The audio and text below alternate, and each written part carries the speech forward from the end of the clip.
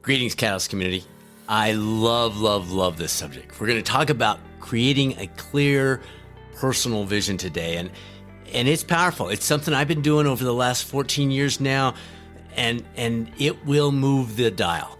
It will change your year if you step into this fully. So I've jotted some notes down here. We're going to walk through the process, the steps. This might be completely new to you. You might be like, vision? What do you mean? What do you mean vision? I know goals, but what is this vision thing? Or you might be saying, I remember you've talked about this a couple of years back.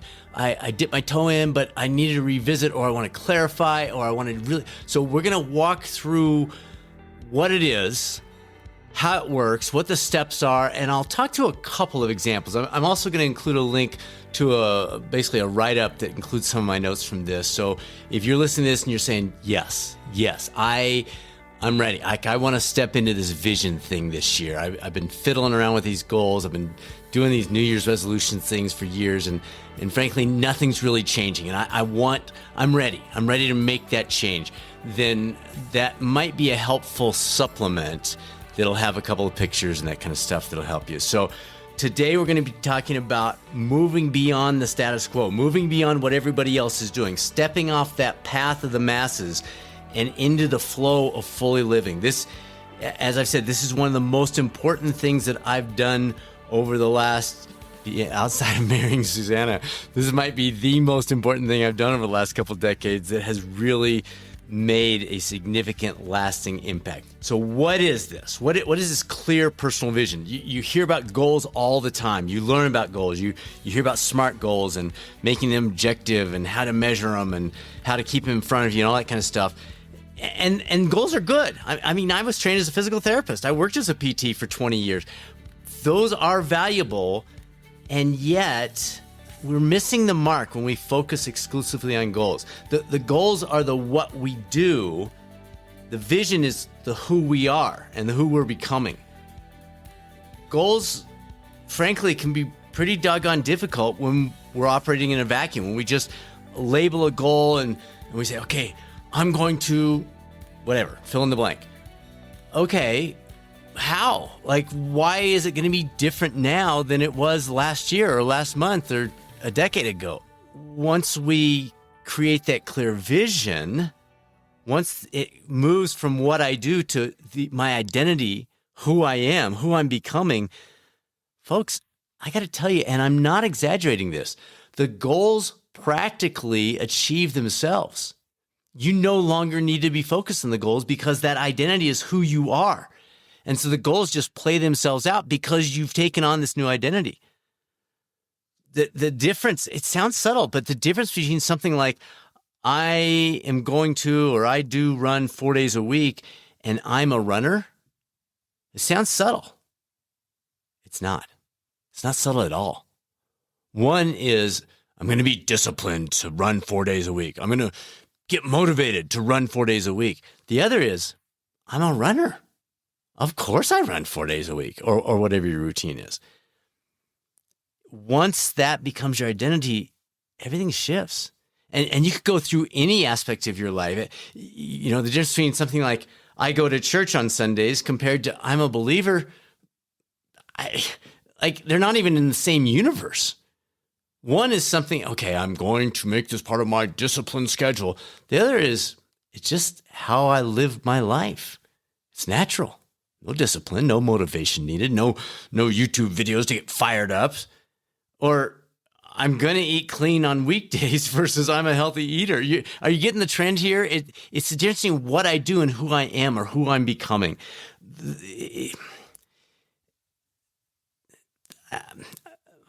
I'm pausing here because I'm not sure how best to say this without making you go, what?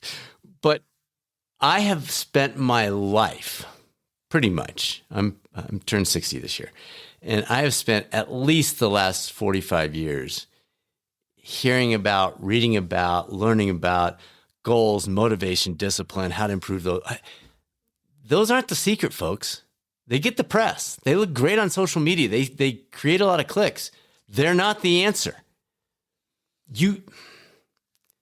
Let's step back and look at this, because once we understand this vision piece, you're going to realize, sure, occasionally we need some discipline to get things moving. Sometimes motivation gets us off the couch initially, gives that spark. But it's not, neither one of those are long-term strategies. I think most of you know this now. My PhD work focused on this concept of functional mental toughness. When it's who you are, you don't need mental toughness to do it. When it's, I'm going to be disciplined, you need a lot. And so you're exhausted and you don't have it available for other things that are valuable in your life. So let's get beyond that. It's kind of funny. If you look at Hamlet's famous "to be or not to be," that really is the question. Who am I? Who am I becoming? Am I fully living? Or am I simply busying myself checking a bunch of boxes and then getting tired and then needing motivation and discipline and all these other things? But who will I live out in my, or who is the person that I will be in my life? Do I have the courage to step forward? It's got to come from inside, and we can't force it on others. We can't find it in ourselves by following a bunch of shoulds that other people believe in, but we don't. And yet we seem to shift that question. We ask to do or not to do instead of to be or not to be. And so we end up focusing on goals and resolutions and that long list of shoulds instead of living the courageously creative, fully lived life. They're so different. And once you've stepped into that, once you feel that, once you live that, you'll get it. Now, goals are often dressed up in that list of aforementioned shoulds. But what if this year we set aside those goals, those resolutions, the what, and instead leaned into this concept of the who, or the clear vision? So let me walk you through the steps with this. And like I said, I'll provide a link to a brief write-up that includes some examples of this and includes some of the main concepts. So if you're in your car right now or you're out for a run or you're walking on the treadmill or something, you don't need to be taking notes. You know that essentially it's available to you through this link that we'll provide. But we're trying to create that North Star. We're trying to tune into that idea that Paul Tillich mentions of the self, which has become a matter of calculation and management, has ceased to be a self. It's become a thing. But when we participate, it changes. When we step into these things as part of our identity, we're participating, and in that participation, everything changes. Goals are tied to the should. A clear vision is all about that participation. And so if you're hesitant with this, if you're saying, this guy is so weird, like, what is he talking about? You've done this before. Like, I don't know if maybe you were apartment shopping or house shopping, you looked at schools or planned a wedding, or you're looking at a vacation destination. You have a vision. You create a vision in your head of what could be, of where you're headed, what that might look like. And so what we're doing now is we're saying, okay, great job with planning your vacation or finding that apartment, but what about our lives?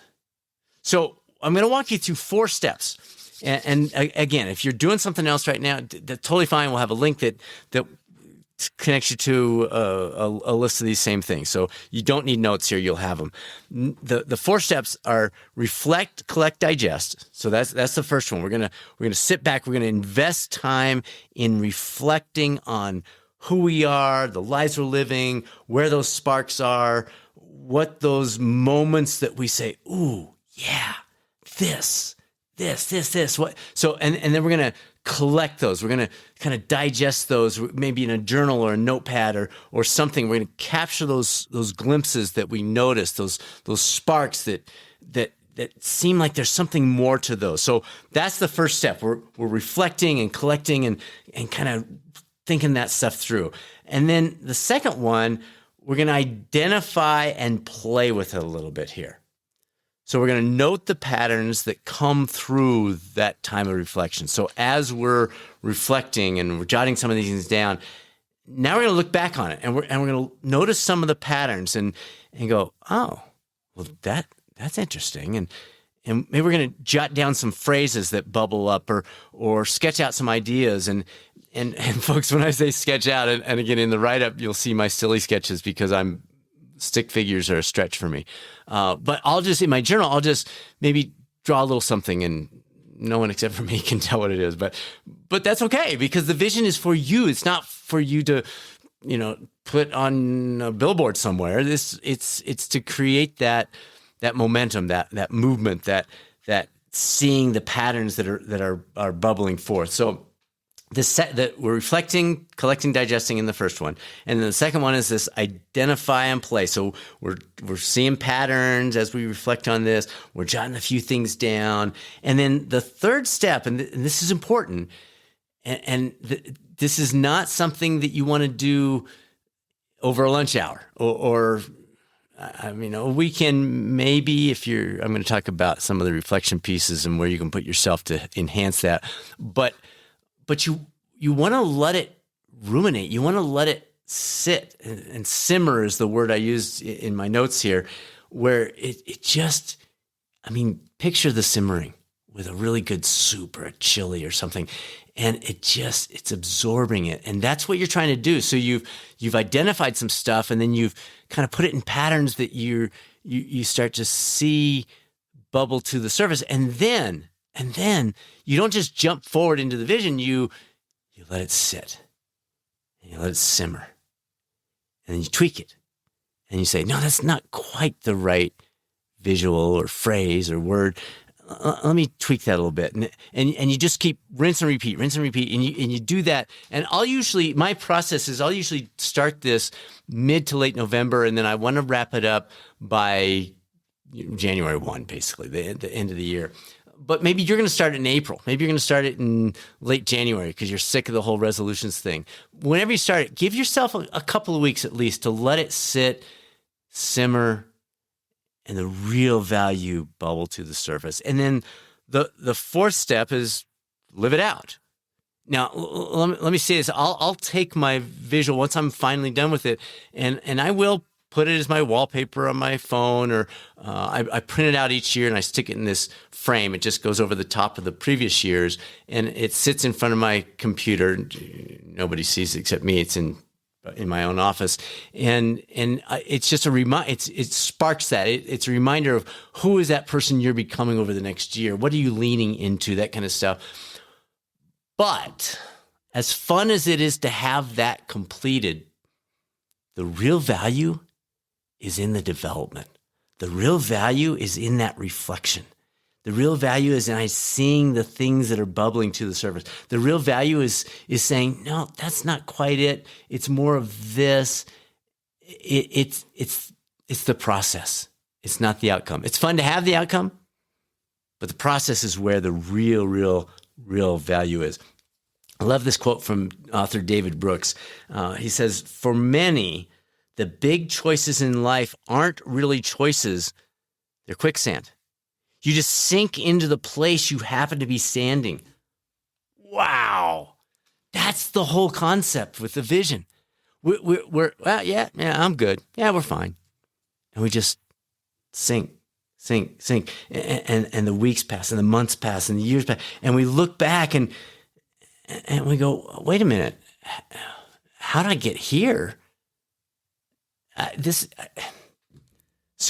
So let's walk through these in a little bit more detail. The first one was reflect, collect, digest. So this phase of the process sets the stage for the others. Now, there's not a right way to go about this, but you do need some space. You could do it on a walk or a hike, or at least start it.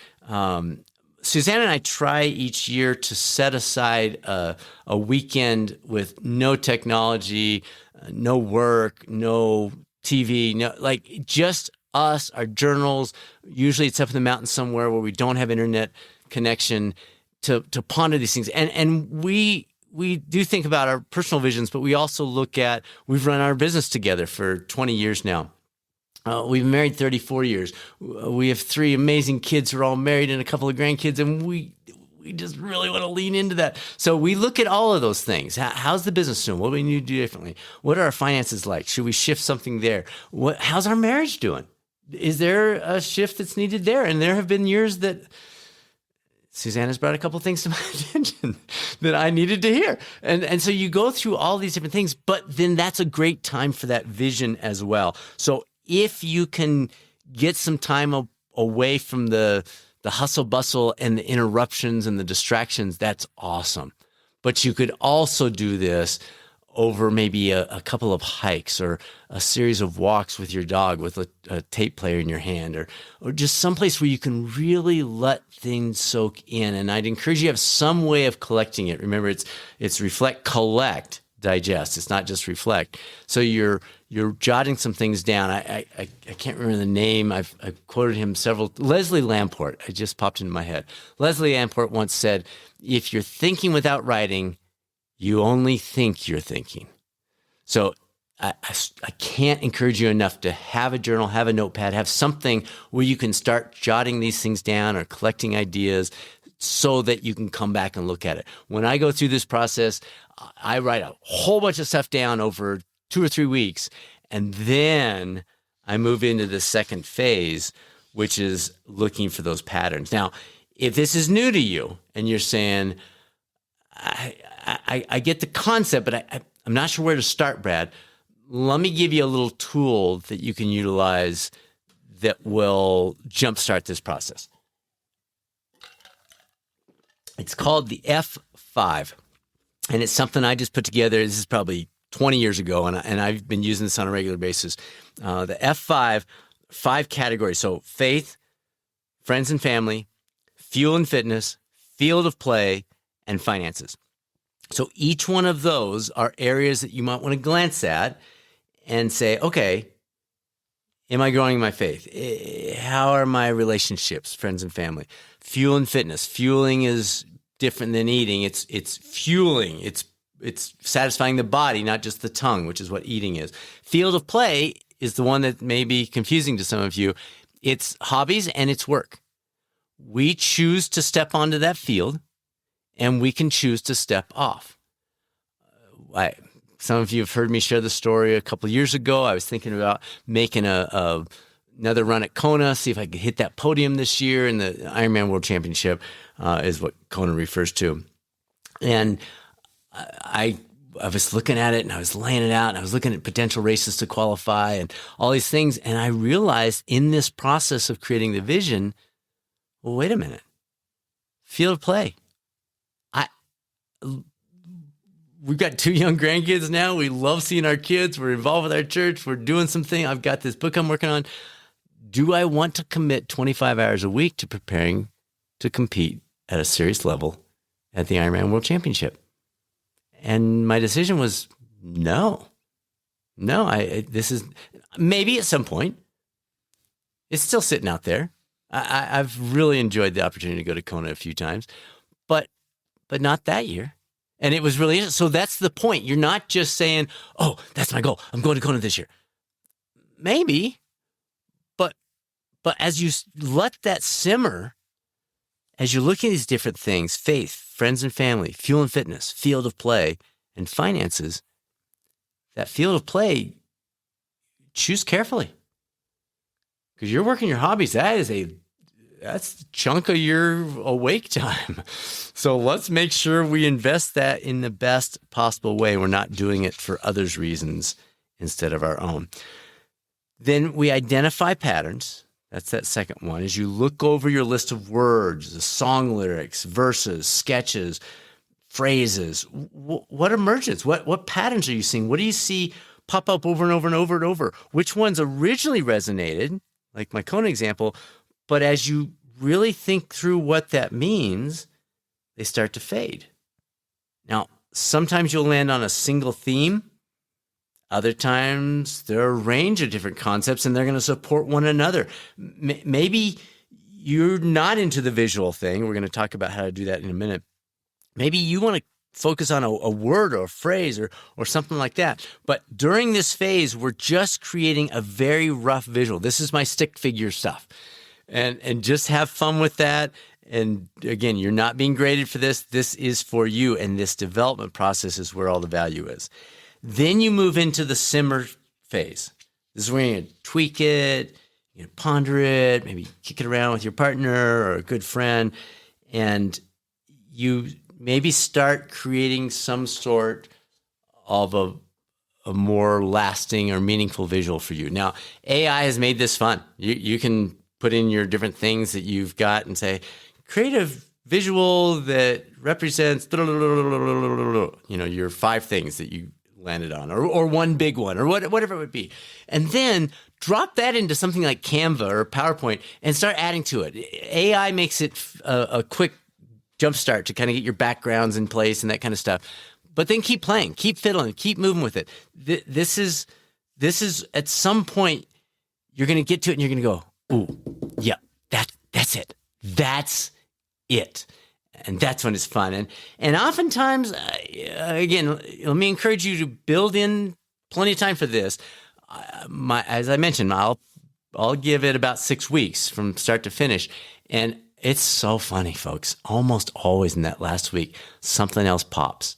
So leave yourself a little bit of space to add something new at the end, and just let it do that simmering thing. And again, you may choose to share this with other people, but that's not your purpose. Your purpose is the process. Your purpose is to have something that's your reminder. And it can be something a little bit more complex, like the example in the thumbnail that I've included with this, or it might be something super simple. The very first year I ever did this, we drove to Arkansas from Denver twice a year, every year for 23 years, I think, to see family at Christmas and summertime. And one year we're driving, it's a 15-hour drive, and we're driving along, and one of us had a tablet, and I just said to my daughter, Danielle, hon, is there any way you could do like a cool little picture with these words on it? And the words were, treasure this moment, optimize the next. This was 2012, first time I did this. And she's like, oh, sure. And she messed around with it. And in my visual, it actually has their initials DC. And so that was my first one. It was that simple. It wasn't, I had been pondering that for a couple of weeks and landed on it, but I was trying to decide, how do I put that into a picture? What would this look like? And it was fun to have my daughter involved with that. So over time, maybe you decide to stay with that element. Maybe you like to go to more of a visual. That's not important. It's the development process where you get your biggest value. And then the last thing, step 4, is to live it out. Realize the true value you've already gleaned. This process, by investing the time and energy and thought process and reflection and journaling and all that kind of stuff, creating that, no matter what your final outcome might be, that's where the true magic is. But you can sure help that dial continue to move in the right direction by doing something with that visual. And it may simply be a little printout that you set by your computer screen, or it might be the wallpaper on your phone or whatever. But be very intentional about how that is then utilized, what you're doing with that at that point. So that is the process of the vision. Again, if you're in a place where you're not able to jot things down, we've got a written version that summarizes much of this and gives a couple of visual examples for you that's linked in the description of the podcast. But please step into this. It doesn't matter what time of year it is. We're releasing this the first week of January, but you may be listening to this in April or August or whatever. Doesn't matter. This is who we are becoming. It's a moving process. It's happening as we go. It's not a one and done, or it starts January 1st and I finish it up by the 20th. No, this is an ongoing process. So I hope this was helpful. I love this process. This is an incredibly powerful process if we treat it seriously, if we spend the time to reflect, if we really let that thing simmer and then use it to actually live it out and become that person. So thank you for joining us here on the Coaching Lab podcast. So excited to have you here. If you are considering going the coaching route, pursuing training and certification as a health and wellness coach, the Catalyst Coaching Institute, some of you may know this, we were rated the #1 program in the country by Fortune magazine. And we were one of the very first programs to be approved by the NBHWC, which is the National Board for Health and Wellness Coaching. We've been training coaches since 2007. And if you want to talk things through, reach out. We can certainly communicate via email, but we're also happy to set up a phone call, talk through your things. You're not going to talk to a salesperson. You're going to talk to a coach. Usually you're going to talk to Susanna. So kind of cool opportunity there too. But any questions you've got about how it fits in your career, how you want to add it to something like counseling or physical therapy or OT or nursing or whatever it might be, or maybe this is a second career, maybe this is a part of a retirement plan, whatever it is that you're thinking about, we'll help you think that through. And you can reach out to us anytime, results@catalystcoachinginstitute.com, or visit the website, catalystcoachinginstitute.com. We have 4 cohorts a year, and you can get details on those. And now, it's time to be a catalyst. This is Catalyst Coaching's Dr. Brad Cooper. Make it a great rest of your week, and I'll speak with you soon on another episode of the Coaching Lab podcast, or maybe over on the YouTube coaching channel.